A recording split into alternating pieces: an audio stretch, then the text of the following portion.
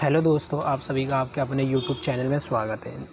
दोस्तों, जैसा कि हम अभी बीए प्रोग्राम सेमेस्टर सेकेंड जो हिंदी छात्र बच्चे हैं, हिंदी भाषा और संप्रेषण जिनके पास ये वाली सब्जेक्ट है, उन बच्चों के लिए हम स्पेशली अपने यूट्यूब चैनल पे नोट्स प्रोवाइड करवा रहे हैं।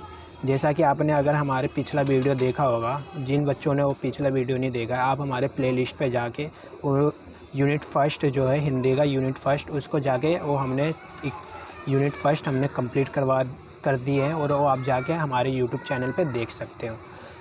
एंड हमने पिछली वीडियो में यूनिट सेकंड शुरू किए थे, जिसमें हमारा चैप्टर टॉपिक नंबर 1 कंप्लीट हो गया था। आज हम यूनिट नंबर 2 के ही टॉपिक नंबर सेकंड पे पार्ट नंबर 2।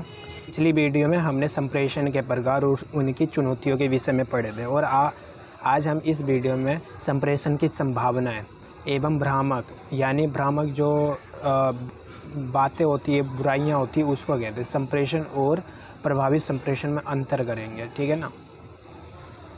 तो पिछली वीडियो में मैंने आपको बताया कि संप्रेषण से जो तत्व होते हैं वो मैक्सिमम 5 होते हैं, यानी कि इसमें 5 ही तत्व है जो सबसे इम्पोर्टेंट है। स्रोत, यानी जो संदेश भेजता है, यानी मैं आपको कोई संदेश दे रहा हूँ, वो उसको स्रोत कहेंगे। संदेश, मैंने क्या संदेश दिया, वो जैसे मैं आपको संदेश दे रहा हूँ कि आज हम इस विषय में पढ़ेंगे, तो जो विषय है उसको हम संदेश कहेंगे। माध्यम, मैं आपको इंटरनेट के माध्यम से पढ़ा रहा हूँ और आप यूट्यूब के माध्यम, इंटरनेट की, सोशल मीडिया के माध्यम से इस वीडियो को देख रहे हैं। एंड फोर्थ हमारा आता है श्रोता, यानी आप मेरी जानकारी को प्राप्त करते हो, तो उसको प्राप्त करता या श्रोता भी कहते हैं। फीडबैक, और कुछ बच्चों को अगर कहीं परेशानी, प्रॉब्लम आती है तो वो अपने मेरे यूट्यूब चैनल पे कमेंट भी कर देते हैं कि सर जी मतलब हमें यहाँ परेशानी। इससे क्या होता है, ये हमें फीडबैक देने में काम करती है कि हम और कैसे अपने स्किल में प्रोवाइड करवा सकते हैं पढ़ने की। उसमें संप्रेषण का महत्व, हालांकि हमने पिछली वीडियो में भी हमने संप्रेषण के बारे में बताए थे। अगर आपने उन वीडियो को नहीं देखा है तो हमारे यूट्यूब चैनल पे जाके प्लेलिस्ट पे उस वीडियो को पूरी तरह से आप देख सकते हैं और समझ सकते हैं। इसमें महत्व इसकी क्या है, संप्रेषण जो हम वार्तालाप करते हैं, बातचीत करते हैं, उसका महत्व क्या है। उसका महत्व पहला पॉइंट हमारा आएगा समाज में सहयोग एवं विश्वास के विकास हेतु। एक दूसरे व्यक्ति किसी माध्यमी से जुड़ेंगे ना, जैसा मेरी कुछ हित है तो हम उसकी पूर्ति के लिए हम समाज में एक दूसरे की सहायता करते हैं, ठीक। जैसे हमारे पापा परिवार को चलाने के लिए काम करते हैं, जिससे हम उनका सहयोग करते हैं और हम उन पे विश्वास करते हैं। इससे क्या होता है कि समाज में जो विकास होता है ना, वो ठीक, निर्णय लेने और योजना बनाने के लिए। जैसे हमारे परिवार का निर्णय कौन लेता है, पिताजी लेते हैं, और योजना भी वही बनाते हैं कि मतलब अगर किसी शादी आ जाए तो अगर पापा बिजी है तो किसको भेजना, अगर घर में और कोई बड़ा व्यक्ति है तो पापा निर्णय लेते हैं कि ये बड़ा वाला लड़का चला जाएगा, या छोटे हैं तो छोटा और उनकी मम्मी चली जाएगी, ये हो गया। या हमें कोई चीज़ ख़रीदना होता है, उसके लिए हम योजना बनाते हैं कि हमारे अगले दिन त्योहार है, हम क्या क्या उसमें हमें सामान मंगाना है। ये निर्णय और योजना होती है। नेतृत्व का आधार, हमें पता है जैसे नेतृत्व का अर्थ है कि किसी के देख रेख में, जैसे आपको पता है कि जब चुनाव होता है, किसी नेतृत्व एक अकेले व्यक्ति के तो उसमें नहीं हो जाता ना, चुनाव आयोग के द्वारा चुनाव होता है, तो चुनाव का नेतृत्व कौन करता है, मतलब उसकी अगुवाई कौन करता है, चुनाव आयोग करता है, ठीक। और उद्देश्य की प्राप्ति, हम किसी उद्देश्य से एक दूसरे से बातें करते हैं अपने हितों की पूर्ति के लिए, ठीक। एंड हमारा आएगा समय व शक्ति की बजट।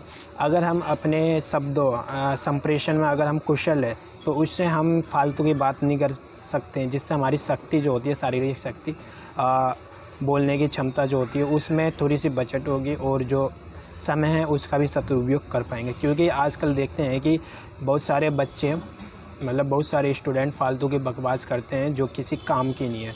कोई आपका फ्रेंड भी ये नहीं बताएगा कि हाँ कि तू इस लाइन में जाके ये काम कर ले, कोई नहीं बताएगा। बहुत ही मुश्किल वाले दोस्त होते हैं जो राय या गाइडेंस देने में, किसी का मार्गदर्शन करने में सहायता करते हैं। एंड हमारा आएगा नेक्स्ट पॉइंट, कार्य संतुष्टि के लिए। हम संप्रेषण क्यों करते हैं? कार्य की संतुष्टि के लिए। अगर हम बिन बिन संप्रेषण के आपको बोल दिया जाए आप ये कार्य करें तो आप वो कार्य कर लेंगे, जब उस कार्य का कोई उद्देश्य नहीं है, ठीक, उससे हमें कुछ मिलेगा नहीं। एंड आपको बोलेगा 4 घंटे करने और बिन बोल आपके बोले वो 8 घंटे काम कर लेगा, तो उससे आपको संतुष्ट मिलेगी? कभी नहीं मिलेगी। इसलिए कार्य को भी नियंत्रित करता है संप्रेषण। आप बोल चाल के द्वारा आप बोलोगे कि हाँ आप 4 घंटा काम करिए, आपके 4 घंटे के इतने रुपए बनते हैं, तो ये अगर आपसे 8 घंटा काम करवाता और आपको 4 घंटे का पैसा दे देता है तो आप उससे बिल्कुल भी संतुष्ट नहीं होंगे। व्यवहार में परिवर्तन के लिए हम अपने व्यवहार में, जैसा कि मैं आपको कुछ बता रहा हूँ, ठीक, मैं आपको कुछ नई नॉलेज दिया और आपको ये पता नहीं था, ठीक, आपको ये पता नहीं था तो आपके व्यवहार में परिवर्तन आया। अब आप बोलोगे कि कई बच्चे मतलब पुराने समय में क्या थी, कई प्रथाएं थी, कुप्रथाएं थी, जैसा उसमें से हम एक विधवा विवाह ले लेते हैं, जो सती प्रथा होती थी कि पति मर गया तो उसी के पत्नी को जिंदे चिता में जला दिया जाता था, ठीक, वो हो गया। तो लोगों में जब शिक्षा आई तो उनके व्यवहार में परिवर्तन हुआ और इन्होंने सती प्रथा का विरोध किया, जिससे सती प्रथा बंद हो गया, ठीक। तो ये व्यवहार में परिवर्तन भी लाता संप्रेषण। एंड हमारा नेक्स्ट पॉइंट आएगा कि संप्रेषण की विशेषता। अब कुछ इसकी विशेषताएं भी होगी, तो ये क्या विशेषता है? पहली विशेषता होगी अंतःक्रियात्मक, यानी ये एक दूसरे से बातचीत करने, एक दूसरे के कार्य करने में, जैसा कि यहाँ है संप्रेषण की प्रक्रिया में वक्ता यानी जो बोलता है और जो सुनता है के रूप में एक से अधिक व्यक्ति के माध्यम अंतरक्रिया करता है। यानी ये जब एक बंदा बोलेगा दूसरा बंदा सुनेगा ही नहीं, तो ये अंतरक्रिया थोड़ी ना करेगा। दूसरा बंदा भी सुनेगा समझेगा जब एक दूसरे के बीच में अंतरक्रिया होगी, या एक से ज़्यादा व्यक्ति हो तब, अकेले तो अंतरक्रिया कर नहीं सकता, है ना। एंड हमारा सेकंड आएगा उद्देश्यपूर्ण। हम संप्रेषण, कोई भी संप्रेषण करते हैं किसी उद्देश्य से करते हैं, बिना उद्देश्य से हम संप्रेषण करते हैं, इसका मतलब सिर्फ टाइम पास हुआ वो। एंड सर्वव्यापकता, ठीक, संप्रेषण एक संचेतन और सतत प्रक्रिया, यानी ये निरंतर कंटिन्यूस चलती रहती है, जिसके फलस्वरूप इसका क्षेत्र अत्यधिक विस्तृत है। यानी ये सर्वव्यापकता है, इसको सीमित नहीं कर सकता। हम जो बोले, हमने कुछ बोले, हमें इतनी बड़ी सी बात को हम छोटे में कर सकते हैं, परंतु उसके अर्थ को तो बदल नहीं सकते ना, क्योंकि इसकी जो क्षेत्र है वो अत्यधिक विस्तृत होती है संप्रेषण की। हम किसी भी शब्द को, किसी भी वाक्य को, अगर हम 10 लाइन है, हम उसको 5 लाइन में बोल सकते हैं, 5 लाइन में बोल सकते हैं। अगर आप बोलोगे नहीं मैं इसको एक शब्द में बोल दूँगा, ऐसा तो होगा ही नहीं ना। संप्रेषण का अर्थ क्या हुआ? आप उसको समझा नहीं पाओगे ना सही से, तो फ़ायदा क्या हुआ संप्रेषण करने का। एंड हमारा चौथा पॉइंट आता है प्रासंगिकता और निरंतरता, मतलब ये संप्रेषण जो है वो हमेशा चलती रहती है, ठीक है ना। प्रासंगिकता से तात्पर्य है संप्रेषण किसी न किसी प्रसंग के, मतलब किसी न किसी विषय के अंतर्गत होता है, यानी बेवजह किसी बात हम करना चाहते नहीं हैं। हम अगर दोस्त हैं तो दोस्तों से हम ज़्यादा से ज़्यादा खेल के विषय में बात करेंगे या पढ़ाई के लिए विषय में बात करेंगे, ठीक। और ये हम निरंतरता का गुण इसमें देखने को मिलता है। जैसा कि एक उदाहरण ले लेते हैं हम, क्लास में विचार संगति, यानी जो हमारी साथियाँ होती है, किसी को नैतिक अनैतिक शिक्षा देने आदि से संदर्भ में है, ठीक है ना। यानी अच्छी बुरी बातें को बताते हैं हमारे दोस्त। अगर अच्छे दोस्त हैं तो हमें अच्छी शिक्षा मिलेगी, उनके रहन सहन। कहते हैं ना कि दोस्तों का मतलब जो साथी संगति है उसका असर घर वालों से ज़्यादा पड़ता है, परिवार वालों से ज़्यादा।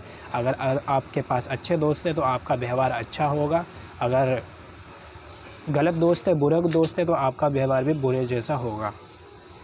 एंड हमारा नेक्स्ट पॉइंट आ जाता है समरूपता एवं संपूरकता का, ठीक, जिसमें जो बोलता है, जो वक्ता है और श्रोता में यदि समरूपता हो तो संप्रेषण की सफलता की संभावना बढ़ जाती है। मान लो कि मैंने आपको बोला, कुछ शब्द बोले, मैंने आपको कुछ बता रहा हूँ, जैसे मैं आपको ये बता रहा हूँ, आपको अगर ये सही समझ आता है, आप बिल्कुल ऐसे ही आप इसको समझ लेते हो, ठीक, तो ये जो संप्रेषण की प्रक्रिया ये बहुत ही सफलतापूर्वक साबित होगी, ठीक। इसलिए समरूपता और अगर आप इस को समझ नहीं पाओगे तो ये इसका मतलब है कि इसमें कहीं ना सही सफलता नहीं हो पा रहा, प्राप्ति नहीं हो पा रही सफलता का। संप्रेषण हम किसी अर्थपूर्ण के लिए करते हैं, और जो अर्थ होता है वो स्थानांतरण होता है, जैसे पीढ़ी दर पीढ़ी कुछ ना कुछ हम लोक कथाएँ ये सब सीखते आ रहे हैं। और बोधगम्य होता है, यानी कोई बुद्धि से जुड़ी बातें ही होती हैं। संप्रेषण में वक्ता और श्रोता के सहसंबंध यानी आपसी संबंध के फलस्वरूप वक्ता से श्रोता और फिर श्रोता से, मान लो कि जैसे मैंने आपको कुछ बोला, ये मैंने आपको पढ़ा दिया और आपने मुझे फीडबैक देने के लिए कमेंट में आपने कमेंट किया, ठीक। इससे क्या होगा कि हम दोनों के बीच में जो बातचीत हो रही है ना, उसमें अर्थ जो है उसका स्थानांतरण होएगा और जो बोध गम्यता है उसकी गुण में वृद्धि भी होगी, ठीक है ना।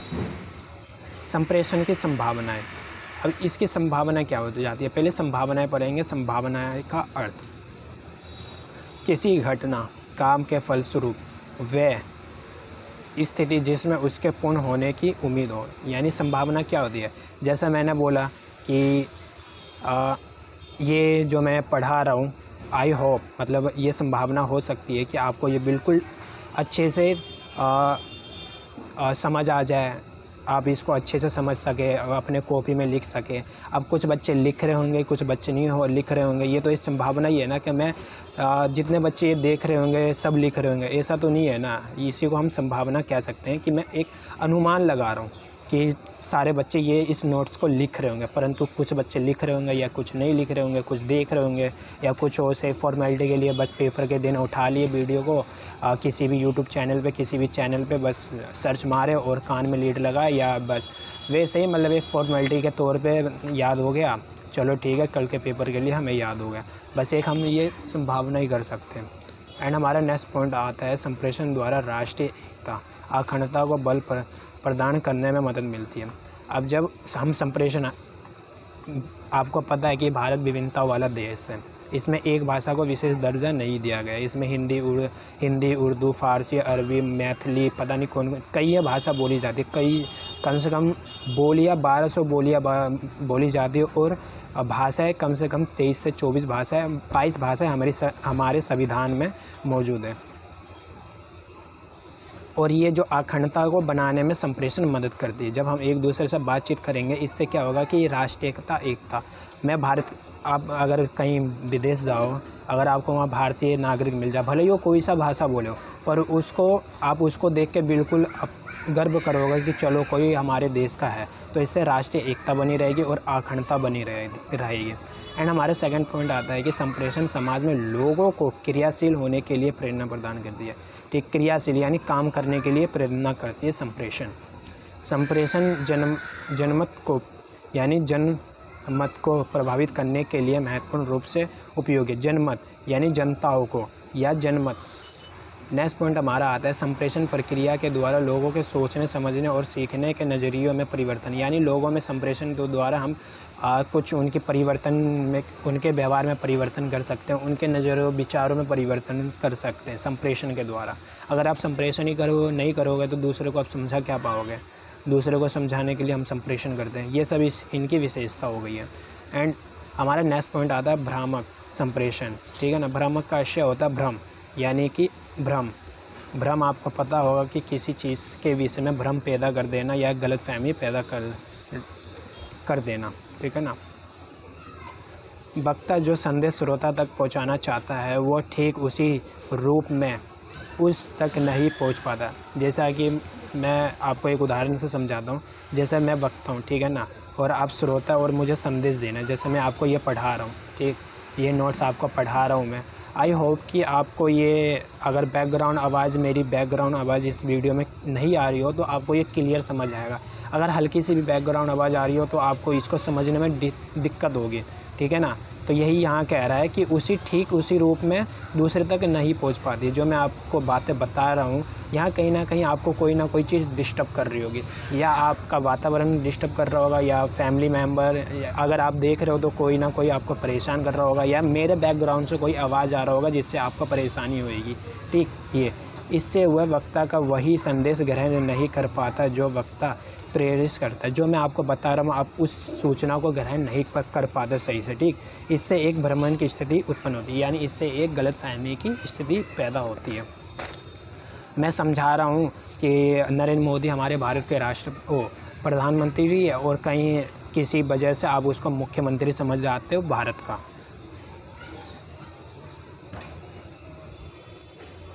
जैसे आप किसी मतलब आप देखे होंगे कई लोगों को फ़ोन पे ज़ोर ज़ोर से चिल्लाते हैं। क्यों चिल्लाते हैं? क्योंकि उनको वॉइस आवाज़ क्लियर नहीं आ पाती या नेटवर्क इश्यूज़ होता है, इसके कारण उनको वॉइस क्लियर उधर से आ नहीं पाती और वो सुन नहीं पाते, तो वो चिल्लाते हैं कि तुम्हारा आवाज़ नहीं आ रहा या मेरा आवाज़ नहीं जा रहा, तो चिल्ला चिल्ला के बोलते हैं।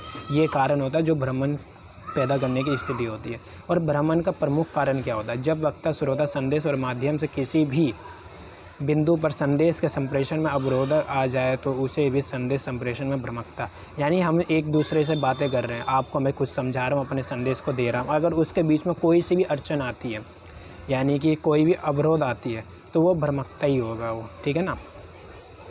और इसका मूल कारण क्या है? मध्य व्यवधान, जो समाधान होता है वो, कि मैं अगर आपको